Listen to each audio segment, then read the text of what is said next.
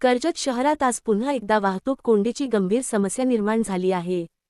शुक्रवार, शनिवार आणि रविवार या दिवशी अवजड वाहनांना बंदी असतानाही मोठ्या प्रमाणात ट्रक आणि डंपरची वाहतूक सुरू असल्याचे दिसून आले। सकाळपासूनच शहरातील मुख्य रस्त्यांवर वाहनांची मोठी गर्दी झाली होती। त्यामुळे कर्जतकरांना मोठ्या अडचणींचा सामना करावा लागला। वाहतूक कोंडीमुळे रुग्णवाहिका आणि अत्यावश्यक सेवांवर देखील परिणाम झाला। जिल्हाधिकारी यांचे सक्त आदेश असताना देखील असे का होत आहे, यावर नागरिकांनी प्रशासनावर नाराजी व्यक्त केली असून नियम फक्त कागदावरच आहेत का, असा सवाल उपस्थित केला आहे। यावर पोलीस प्रशासनाचे म्हणणे आहे की आमच्याकडे संख्याबळ कमी आहे। अवजड वाहनांवरील बंदी असूनही त्याची योग्य अंमलबजावणी होत नसल्याचे पुन्हा एकदा स्पष्ट झाले आहे।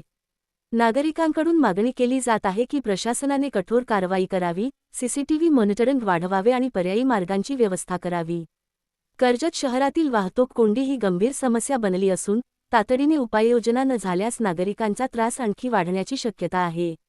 वाहतूक पोलीस काय करतात? वाहतूक पोलीस रस्त्यावरील वाहतूक नियंत्रण, नियमांची अंमलबजावणी, अवजड वाहनांवर बंदीचे पालन आणि अपघात व्यवस्थापनाची जबाबदारी पार पाडतात का?